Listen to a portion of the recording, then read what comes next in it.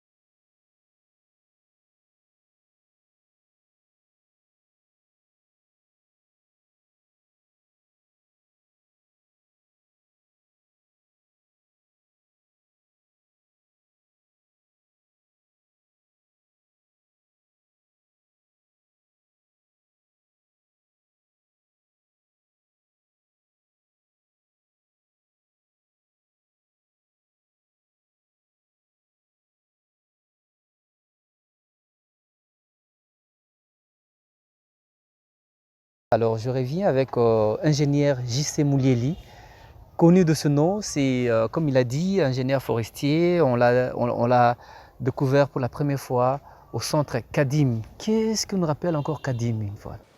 CADIM, c'est le centre d'appui au développement intégral Bankana, qui est basé en Bankana, mais qui mène des actions sur toute l'étendue de la République, dans plusieurs provinces, dans plusieurs domaines.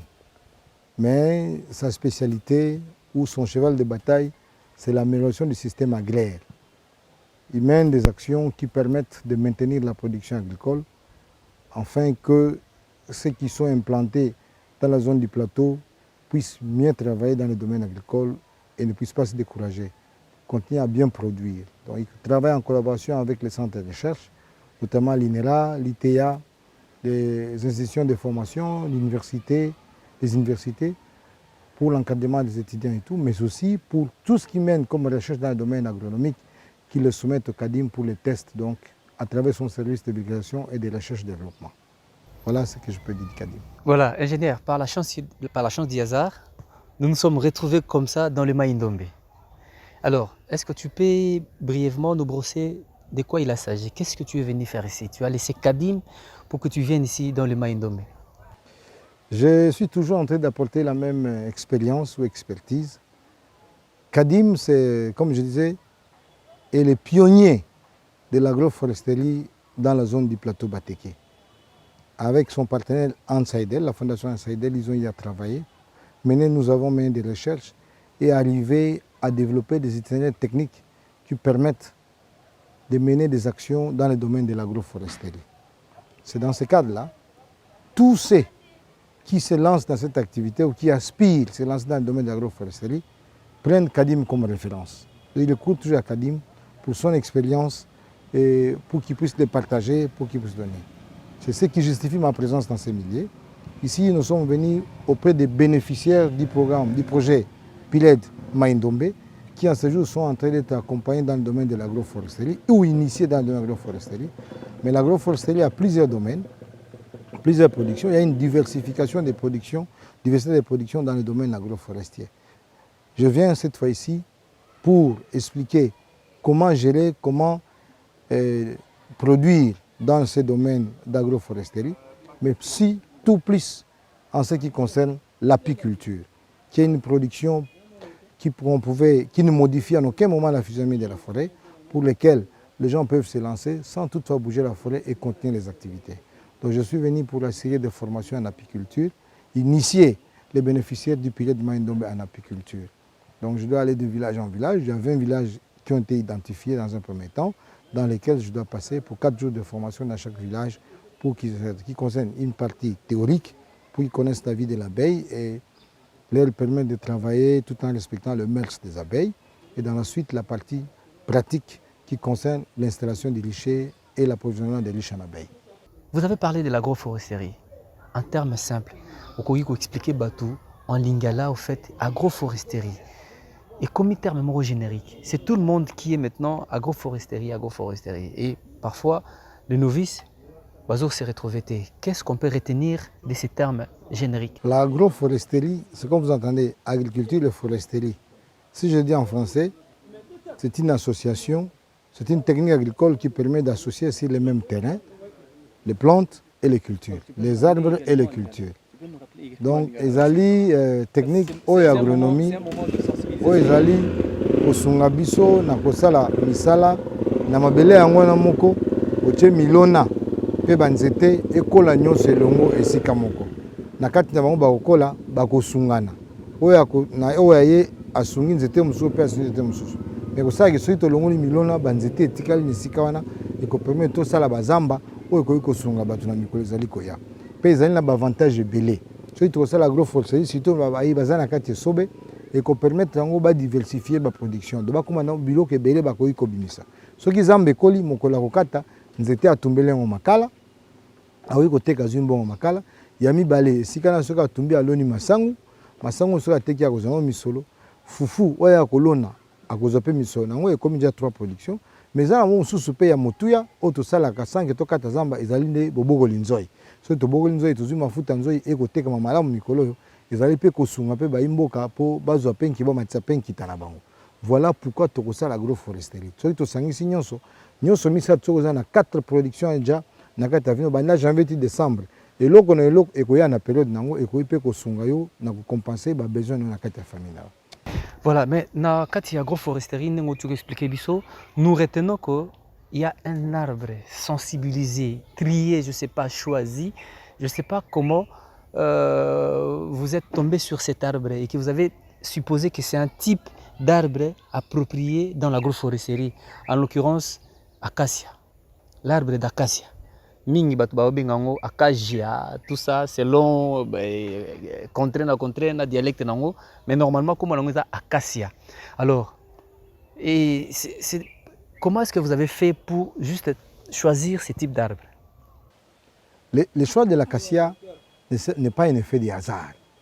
Le choix de l'acacia est le résultat d'une longue période de recherche. C'est depuis les années 70, voyant la ville de Kinshasa s'étendre et les besoins futurs qui s'annonçaient en bois énergie, déjà le gouvernement, dans sa collaboration, dans sa coopération avec le Royaume de Belgique, donc la coopération belge, ils se sont lancés à faire des recherches. C'était au plateau Bateke, au village Kinzonou. Ils avaient créé un centre forestier de Kinzonou. Ce centre a servi de mettre en place un arboretum pour tester plusieurs espèces, à sélectionner une ou deux qui devaient servir pour le reboisement, pour faire face à tous ces citoyens, les besoins en énergie bois qui s'annonçaient dans la ville de Kinshasa.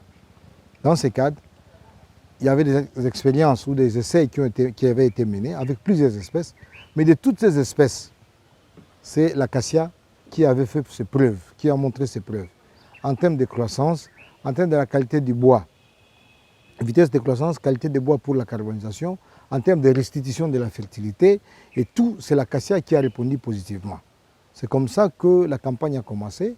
Outre Kinzono, on a fait les premiers essais de 500 hectares, mais quand le projet Mampou, qui était toujours dans cet ordre-là, avait été lancé, on a mis en place 8000 hectares avec la même espèce qui aujourd'hui a fait ses preuves. Et tous les projets qui viennent maintenant dans le domaine de l'agroforesterie ou qui viennent dans le domaine du boisement se servent de cette espèce. Parce que comme pionnier qui se développe d'abord, une espèce pionnière qui se développe dans les milieux et qui donne déjà de bons rendements et avec une grande influence pour considérer une dynamique, pour une évolution ascendante qui favorise le développement vraiment où augmente la biodiversité dans les terrains. Donc l'acacia n'est pas un effet de hasard, donc c'est déjà le résultat de plusieurs espèces. Bien sûr qu'il y a beaucoup de gens qui contestent, oui, sans avoir mené des études de départ ou des expériences. Cet arbre est contesté, on apprend que c'est un arbre qui appauvrit les sols. Donc ça veut dire qu'il n'a pas raison d'être exploité ou d'être appliqué sur ces sols congolais parce que déjà nous sommes dans une zone équatoriale où ça ne nécessite pas sa présence dans notre terre. Est-ce que c'est une thèse à prouver ça? Ça, c'est une façon abusive de voir les choses. Nous savons qu'on a fait face à plusieurs, qu'ils soient universitaires ou d'autres, même ceux qui ont des thèses qui ont contesté la plante. Mais le problème, c'est que beaucoup qui contestent se fient juste à la littérature sans avoir vu l'expérience ou vécu l'expérience ou l'exploitation ou les effets de cet arbre sur le terrain. C'est comme ça, nous avons toujours dit aux gens, il peut y avoir, si on balance entre les bienfaits de la plante et quelques méfaits qu'il pourrait apporter, si on met dans une balance, nous pensons que les bienfaits sont de loin supérieurs. Donc, les effets négatifs de l'acacia sont minimisables par rapport à tout ce qu'il pourrait apporter comme bénéfice ou comme effet positif dans la croissance. Et plusieurs personnes qui contestent l'acacia n'ont jamais vu une forêt d'acacia, n'ont jamais été dans une forêt d'acacia, n'ont jamais vécu dans une forêt d'acacia, mais en lisant, ils peuvent se mettre à développer des théories qui contestent tout. Plusieurs personnes qui ont contesté cette plante aujourd'hui sont dans l'agroforesterie avec acacia.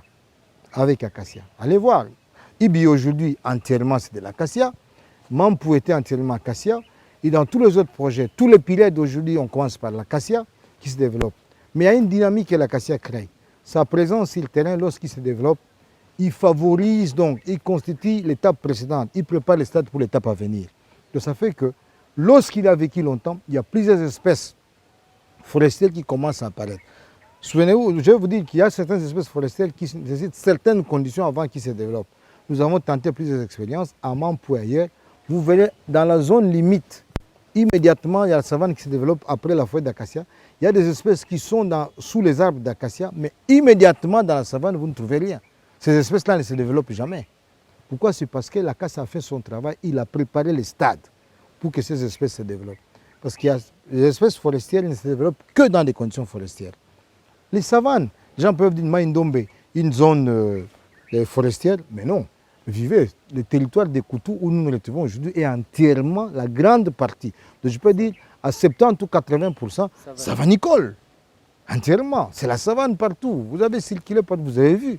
Nulle part vous trouvez une grande forêt que nous trouvons à l'Équateur, ça n'existait plus. Ou ça n'existait pas. Je pense que l'étape des savanes ici, c'est l'étape climatique, le niveau le plus évolué depuis que ça existait. Ce sont des savanes comme ça, malgré la présence de l'argile et tout. Mais avec les acacias qu'on est en train de mettre maintenant, nous pensons que l'acacia est en train de préparer le stade pour que les espèces forestières commencent à apparaître dans cette zone. Voyons dans 10 ans, 15 ans, ce que ça va faire comme travail. Voilà, vous avez parlé, vous avez également pointé du doigt, il y a certaines personnes qui parlent de l'acacia, mais qui n'ont jamais vu cet arbre. Je vais demander à mon réalisateur de proposer un élément sur l'acacia, et comme ça on va revenir avec vous. C'est parti avec cet élément.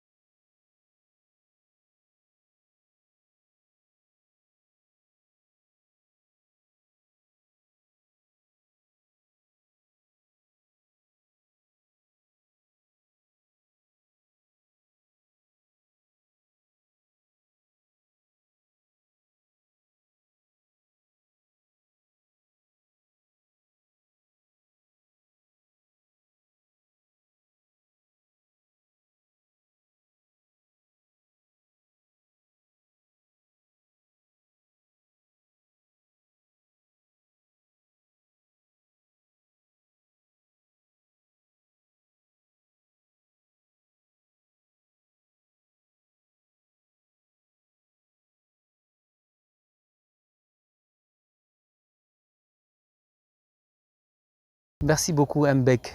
Merci pour cet élément proposé. Alors, fidèles téléspectateurs, ndenge tomeka koyebisa bino tolobaka émission ezwi kombo ya code ya mboka, c'est-à-dire village plus 243. Donc ça dit que tozalaka na frontière te pour la RDC. Donc tozalaka partout, likolo mai, na zamba, na brousse, na savane, na ba forêt, bisika tokota pona tokende ko découvrir. Alors, pour l'instant, tozana ingénieur, je sais, c'est un monsieur qui fait parler de son nom, de par expérience, de par maîtrise ya makambo ya zana tout ça. Et a outu ko souligner elo moko boye ya makasi sur l'apiculture. Bien que au relevé les biso, important c'est acacia. On va revenir sur ça. Mais que vient faire l'apiculture dans l'acacia? Corrélation inésali entre apiculture et puis acacia. Ce qu'on révélé biso moi noki noki. Ok, merci. L'apiculture, les élevage des abeilles, ou bobo colinzoi, il y a deux conditions préalables pour que cet élevage soit possible, qu'on puisse élever les abeilles. Il y a d'abord l'environnement, milieu au basali, et puis l'apiculteur, c'est celui qui doit pratiquer cette activité. Mais dans l'environnement, il y a d'abord la forêt. Et la forêt, ce n'est pas n'importe quelle forêt, nous voulons une forêt. Parce que forêt, il y a des arbres qui sont dans cette forêt qui fleurissent. Or, l'organe principal ou la matière première que les abeilles utilisent viennent des fleurs. Donc, qu'il soit des fleurs mâles ou des fleurs femelles, ils prélèvent. Dans les fleurs mâles, ils prélèvent le pollen qui sert à préparer leur aliment, la bouillie, l'arvère ou l'aliment qu'ils vont manger, que les abeilles bouffent.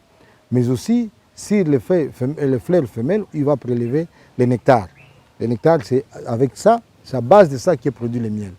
Et nous pouvons dire que le miel, c'est un nectar transformé. Donc, la présence d'acacia, les deux espèces que nous utilisons, l'Orchiliformis et les manjoum, sont deux espèces dont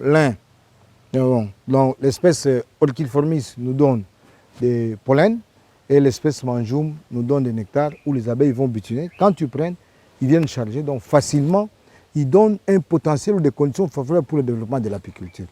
D'où l'appui ou l'initiation à tous ceux qui ont des grandes forêts comme ça pour qu'ils tirent les bénéfices de cette présence de la forêt.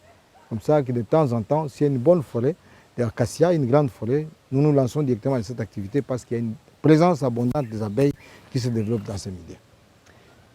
Fidèles téléspectateurs,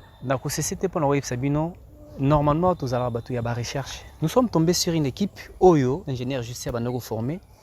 Mais curieusement, tu as dit que narolia mafuta nzoi, oyo utaraba nunde, uta Équateur, utaraba Congo. Mais ces gens, bazala qui étonnés que nzoi pe baboko la kaye, nzoi pe ba éduka kaye. Mais rapidement, je vais vous proposer cet élément, mon moqué. C'était dans une des salles où on a pété Batou, communauté Bafandi, regroupée dans 4 cellules de base d'une communauté, CLD na bango. Donc, bazo ko apprendre comment est-ce que okoki ko élever nzoi pe oza mafuta nzoi. C'est parti avec cet élément. Biso tozali na mboka Isaka na territoire ya Kutu na province ya Maindom. Toya wa tolanda formation ya initiation na apiculture. Toyoki ke nzoi mpe baboko la kango et pas na biso tomoni yango c'est étonnant. Or que ezali vérité yango na toye to mona toyoka pena vérité toyeba pe nini elekaka pona koboko la nzoi. Peut-être mboka pe bayeba parti na biso toyebi ke biso soki toyebi a parti na biso pe tokoyebisa bandeko mosusu pe oyo ya mboka ndenge nini mosala ngo elekana. Tomoni ke na nsima mate ya oyo dans un premier temps tokoyeba kobokolo nzoi. Bon soki toyebi kobokolo nzoi intérêt ezali munene, avantage ezali munene a partir na yango production ekozala kuna ndenge toyoki na mate yawa toko produire miel, toko produire cire, babiloko ebele na yango nde tokozwa mbongo ekosunga biso na kobokola bana na kelasi ya bana na makambo ebele. Voilà, vous avez très bien suivi cet élément. Bon, tellement que nous avons promis que tout solo la makambo ya kasi nzeto yé l'actualité makasi na mboka na biso, mais là nous sommes tombés sur un expert ou ayibi makambo tout solo ani libela abimisela biso ndambo biloko iza na kati na ye déjà poto yibara poto kamwa soso nzeta ngote to moni to kamwa. Mais ingénieur, tu peux également nous relever sur l'impact, l'implication de cet arbre-là dans nos vies, sur le plan social, sur le plan économique, agronomique également. Est-ce que vous relevez les biso implication bien impact en zétoana acacia? Oui, merci. Je peux dire que l'acacia, comme je disais au départ, que les gens peuvent parler des défauts ou les méfaits de l'acacia, mais nous prenons plus le côté positif de l'acacia parce que c'est ça qui prime. L'acacia, une forêt d'acacia a une grande influence que je peux répartir d'abord du point de vue agronomique. Si vous allez aujourd'hui, ça augmente la production. Dans la zone du plateau où il y a les acacias, on produit grandement, donc une augmentation de la production parce qu'il vous permet de travailler dans des conditions forestières. Moi-même, maman, j'ai fait des expériences. Si je travaille dans les conditions de savane, on peut arriver à 7 tonnes, 8 tonnes pour la production du manioc. Nous avons fait des essais. Des tubercules de manioc à l'hectare. Mais nous avons fait testé en bien conduite des champs après la coupe des acacias. Nous sommes arrivés jusqu'à 25 tonnes à l'hectare en ce qui concerne la production. Nous voyons que déjà, rien que ça prouve que ça a une influence positive, donc ça a un impact sur la production agricole. On peut faire du maïs immédiatement après la coupe des arbres. Une tonne, on va jusqu'à 1 tonne 700, 1 tonne 500, 1 tonne 700, 1 tonne et demi à 1 tonne 700 par rapport à la savane où il est rarement qu'on puisse y faire à la tête de rotation pour faire la culture du maïs. Donc il a les maïs, il a les maniocs qu'il nous fait déjà du point de vue agronomique avec une production assez élevée.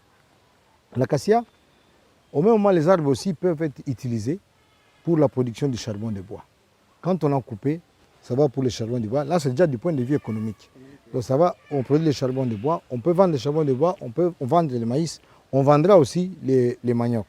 Déjà, rien qu'avec 3 productions, ça c'est déjà bon du point de vue agronomique. Du point de vue environnemental, comprenez que l'acacia, il fait la séquestration du carbone. C'est une plante qui pousse bien et qui se développe rapidement. Il fait la séquestration du carbone. Donc ça a déjà un impact sur l'environnement. Et nous avons vécu dans certaines zones comme Mampou et tous les autres, il a une influence sur la pluviométrie, une influence sur les températures surtout. Et on avait des fois des pluies propres, donc localement de la zone de Mampou, pendant qu'on avait la forêt intacte et grandement. Donc il peut produire, pleuvoir plutôt abondamment à Mampou, il ne pleut pas ailleurs. Donc nous avons compris que ça devait être sous les effets des arbres. Parce que quand on a continué, certains arbres qui ont été coupés, on a vu que les précipitations ont aussi baissé. Donc, il a un impact aussi sur la régulation, la séquestration du carbone, mais aussi un impact sur la régulation des pluies. Excusez, ingénieur, là vous êtes allé un peu plus loin. nous avons appris qu'une activité qui se fait sur le plan local a aussi un impact global. Sur la zone Mampou, vous avez remarqué qu'il y avait la pluie qui pleuvait abondamment. Qu'est-ce qui fait que rien que pour cette zone et pas ailleurs? Non, ça s'est manifesté aussi ailleurs. J'ai dit, oui, ça a influé sur la grande parce que les effets ne sont pas locaux, mais on a vu certaines actions qui étaient purement locales, les pluies surtout. Nous avons senti ça même pendant cette saison sèche. Voilà. On nous disait qu'il pleuvait là-bas. Oui, donc, donc la présence de cette forêt a un impact. L'évapotranspiration, il évapore, il y a la présence de l'eau, il tire l'eau du sol, qu'il évapore et qu'il le fait revenir sous forme de pluie. Ça a déjà un impact déjà dans ce sens-là. Donc, ça joue aussi un rôle très important quant à ce qui concerne cette question et la régulation des pluies. Mais aussi, du point de vue social, socio-économique, je peux dire. Aujourd'hui, dans une forêt d'acacia, ça crée aussi une main-d'œuvre. Dans un pays où, vous comprenez dans quelles conditions nous vivons aujourd'hui, où avoir un emploi fixe et tout, il devient un peu difficile. Mais les gens qui ont des plantations peuvent recruter aussi des autres, qui peuvent venir travailler comme main-d'œuvre, moyennant l'effort qu'ils vont fournir contre les charbons de bois, par exemple. Les gens qu'ils appellent communément coopérants entre eux, ils font un peu du métayage. Quand il vient, il coupe, il demande à quelqu'un de couper, il coupe, il carbonise, il se partage la production, il vend, c'est ce qui lui permet de financer les restes des activités pour le fermier et pour celui qui a fait, il a aussi son argent. Donc ça a aussi un impact social, du point de vue. Ça crée aussi de l'emploi pour les gens qui viennent. Donc, l'acacia n'est pas seulement du côté négatif. Du point de vue sol, nous pouvons dire, je dis que ça améliore le sol, bien sûr, que certains disent ça acidifie le sol, mais pour nous qui faisons l'agriculture, lorsqu'on le fout, on fout le feu, donc on brûle avant de faire, ça a un impact. Ça arrive à baisser encore, à réguler les taux d'acidité, donc ça neutralise un peu. Et ça se développe normalement et tout évolue normalement. Donc, nous balançons plus du côté positif de l'acacia qui sont supérieurs par rapport aux méfaits que les gens peuvent dire. Non, il pompe l'eau, il fait ceci, mais il restitue aussi l'eau à travers le pluie qui crée et tout. Donc, ça a aussi un impact vraiment positif dans ce qui se passe dans les milieux. Donc, nous bondons vers ce côté positif qui est le côté négatif. Même les gens, dans la vie générale, les défauts de quelqu'un sont toujours moindres. Mais dans la plupart des cas, les gens s'intéressent plus aux moindres défauts, sans compter tous les bienfaits qu'elle a du côté positif de la personne. Ça, les gens ne s'intéressent pas du tout. Voilà un peu ce que je peux dire. Voilà. Mais je veux dire une chose. Oui. Il y a plusieurs qui ont contesté l'acacia, qui soient professeurs d'université, qui soient ici. Mais aujourd'hui, je vous dis, ils se sont convertis en acacia. Donc, ils ont cru maintenant. Donc, moi, je n'ai pas en tête de conversion, parce qu'ils ont basculé de la contestation vraiment, et ils ont approuvé l'acacia, voir ses effets. Ils trouvent que du point de vue économique, ça joue un grand rôle, surtout dans la zone du plateau Batéké, et nous pensons que le même rôle peut être joué ici. Parce qu'aujourd'hui, le charbon de bois se produit dans tous les coins de la République. Vous serez surpris de voir que le charbon quitte Koutou ici et qui va jusqu'à Kinshasa pour être vendu. Mais ils font dans quels arbres? Les peu d'arbres qu'il y a encore dans les zones, et les bas-fonds et tout, les galeries forestières qui sont d'être détruits. Mais nous pensons, même si vous survolez la zone de Koutou ici, vous allez voir vous-même comment les arbres ont disparu. Mais quand on met les acacias, ça permettra aux gens de stabiliser les zones d'exploitation. Donc ils ne vont revenir que sur les zones de plantation et laisser les forêts naturelles se développer normalement. Et les choses iront correctement. Voilà un peu ce que ça peut faire. Bien voilà, il y a un point très important également, je voudrais souligner, parce que vous avez dit qu'il faut carboniser tout qu'on sort là-bas. Vous êtes environnementaliste attitré. Qu'est-ce qui fait que vous interdisez aux gens de couper les arbres? Vous transpirez à grosses gouttes pour planter également ces arbres. À un moment donné, vous les coupez de surcroît. Ça nous ramène à vouloir la chose et son contraire à la fois ou comment? Non. Pourquoi on doit planter l'acacia et puis couper une fois de plus? Oui. L'acacia en termes de séquestration, ça d'abord, nous avons dit qu'il séquestre le carbone. Mais plus explication, on appelle ça on a l'ingala pour place on a d'être comprenable. Je vais d'abord aller en français et puis disons, je peux dire aujourd'hui il séquestre, mais l'âge de la plante, le degré ou le niveau de séquestration varie avec l'âge. À un certain niveau, il stocke ses éléments, mais il ne capte plus. Et c'est dans ce moment-là que nous voulons, on l'exploite, on les régénère, qu'on revienne avec des plantes plus jeunes qui vont encore commencer à séquestrer pour que les choses reprennent le cycle, pour qu'ils commencent encore vraiment à séquestrer, à capter encore et stocker. C'est ça qui est un peu important. Mais nous voulons faire deux choses à la fois. Donc, nous plantons pour laisser aussi les forêts naturelles ou les galeries se développer pour qu'ils continuent à jouer aussi le même rôle de séquestration que les acacias nous ont mis, qui vont. Même si nous on coupe, le paix qui va dégager, même dans la carbonisation, est récupéré par les arbres qui sont à côté, le carbone peut être encore stocké. Donc, c'est à ces points-là que nous nous basons souvent. Donc, si on a planté, ils ont évolué à 12 ans, à 8 ans par exemple, déjà, ils peuvent aller donc le taux de séquestration a baissé. Nous pensons bien les couper, les renouveler, pour qu'ils reprennent encore son activité, qu'ils continuent encore à travailler. Voilà. Et tout en laissant les autres zones, on les met en défense, on les laisse qui continuent à faire aussi le même travail. Donc nous, l'objectif c'est de stabiliser les zones agricoles. Pour que les agriculteurs soient sédentaires et qui se déplacent à tout moment à la recherche de ceci, mais qui restent dans des carrés bien déterminés où ils sont capables de continuer à produire. Parce qu'aujourd'hui, les gens se déplacent, ils sont à la recherche de terres nouvelles.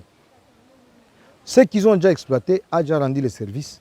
S'ils n'est plus capable de rendre les mêmes services, ils sont capables d'abandonner et aller ailleurs. Pour ça, avec les conditions de replanting, ou soit de favoriser le développement naturel après le brûlage, lorsqu'ils le poussent, donc cette zone continue à rendre le même service à la communauté, ils deviennent sédentaires, ils ne peuvent plus se déplacer à tout moment, ils vont y rester. C'est l'expérience du plateau Bateke aujourd'hui. On a pris la population d'ici, du Maïndombe qu'on a mené au plateau Bateke, pour qu'ils vivent, qu'ils voient l'expérience. Parce qu'il y a plusieurs histoires. En termes de, il faudra avoir vu pour mieux maîtriser et faire aussi chez soi. Donc, ils sont venus chez nous au plateau, ils ont vu l'expérience et ça les a intéressés. Aujourd'hui, quand je passe, ils sont très intéressés encore avec l'apiculture et tout qu'ils ont vu là-bas. Et je crois qu'ils commencent maintenant à maîtriser, ils entrent dans la danse. Dans les jours à venir, 5 ans, 6 ans après, nous pensons que les choses vont changer, ou le système, ou les techniques, ou les systèmes d'exploitation, ou les habitudes d'exploitation des forêts vont changer dans la zone avec l'appui, dans la zone d'intervention du pilote. Tolobi boye que nous étions à Tokolona, batebele balobi mais bino boloni po esala musala nango sima bozo katango lisusu. Bomoni teke bozo ngisango sima. Tolobi boye ezalaka ko stocker wana esalemaka na selon ba âge. Soki aza moke a stocker ebele, plus azo mata pe azo stocker susu mingi mingi te a garder ka azo séquestrer azo capter susu mingi te. Yango tolinga soki akoli makasi to kati ye to bandeli susu ya mike ba kola lisusu po ba banda kosala musala lolenge nango esengeli. Voilà. Alors, c'était vraiment important. C'était également très intéressant de recevoir cette matière dont, disons, la personne de l'ingénieur JC sur nos plateaux, Tolobi Kebiso Dozali, village plus 243, et que nous faisons la ronde de la RDC. Ici, quand on retrouvera l'information, il y a un autre qui a polélé. Donc, disons, nous prêchons la nature. Donc, tout ça, à Salara. Donc, c'est-à-dire, toujours bongisa, toujours sensibiliser au travers nos émissions. Alors, ingénieur, nous pensons peut-être vous avoir prochainement. On a peut-être nous même ce qu'on a domaine, il y a apiculture, parce que c'est aux maîtres incontestés. Côté de tout ça, donc ça me fera tellement du bien. Tout solo la ningini ni masolo yanzo ibatu, parce que Moutou Moubimba, à l'âge de 62 ans, tout n'est question. Azoka Mouake, nous avons beaucoup la Kayango, donc tout ça, ça nous fera énormément plaisir à expliquer Bisso et Wuta, Wapi, et puis Nengenini, soir, éducation, il y a apiculture, Nambour, Bisso. Alors nous sommes vraiment à la fin de cette émission. Je ne sais pas, vous êtes tout droit, regardez la caméra, avancez un mot à ces fidèles téléspectateurs, au Bazaki, ignorants pour la Cassia. Et puis, je ne sais pas, promettre Nini pour l'avenir. Nous disons à tous ceux qui aspirent à l'agroforesterie, nous savons qu'il y a plusieurs espèces qui peuvent être utilisées, mais nous mettons l'acacia comme une espèce pionnière qui prépare le stade d'avenir pour les autres espèces. Même si on peut faire de l'arboriculture fruitière, mais nous préférons dans les zones de savane les faire précéder par l'acacia, qui va donner une tendance forestière et qui permettra aux autres espèces de pousser correctement. Donc, ne condamnez pas souvent cet arbre parce que beaucoup le condamnent par défaut. Ils n'ont jamais vécu dans une forêt d'acacia. Moi, j'aimerais bien. Plusieurs fois, nous sommes rencontrés dans d'autres réunions où nous avons vanté les effets positifs de l'acacia, mais des gens qui nous ont contestés, mais qui, dans la suite, quand ils sont entrés dans le bain ou dans le domaine, ils ont trouvé que c'était valable qu'on puisse encore soutenir l'acacia. L'acacia n'est pas mauvais. Bien sûr que nous n'utilisons pas seulement l'acacia, qui est une plante exotique. Nous allons aussi découvrir certaines espèces locales que nous sommes en train de voir petit à petit de développer pour voir comment ça va peut-être comment ça pouvait être utilisé dans le cadre de l'agroforesterie. Voilà un peu tout ce qu'on pouvait dire. Mais l'agroforesterie est très importante parce qu'il nous permet de diversifier nos productions et d'augmenter nos revenus. C'est une bonne chose. Voilà un peu tout ce que je peux dire. Alors, tous ces fidèles téléspectateurs qui voudraient bien vous contacter, qu'est-ce qu'ils feront pour vous avoir? Mon nom, c'est Jean-Claude Moulélé. Moulélé, comme je l'ai dit. Mon numéro de téléphone, c'est le 081 83 94 631. Je répète, 81 83 94 631. Ou les 09 99 30 26 40. Nous sommes toujours ouverts, nous sommes toujours là pour partager notre expérience. Nous devons travailler pour la promotion de l'agroforesterie et la gestion durable des forêts dans notre pays, la République démocratique du Congo. N'oublions pas que les gens se lancent plus dans tout ce qui est minéré, alors que les forêts constituent un grand capital pour notre pays, pour lequel vraiment nous devons promouvoir et penser aussi à y travailler, surtout dans des zones où il n'y a pas de minerais. Les gens peuvent vivre grâce à la forêt et grâce à l'exploitation agricole. Voilà tout ce que je peux dire. Tout est bien qui finit bien, fidèles téléspectateurs. Donc en face de moi, j'étais avec un ingénieur attitré, comme je vous l'ai dit tout de suite. C'est fini pour aujourd'hui. Au prochain numéro.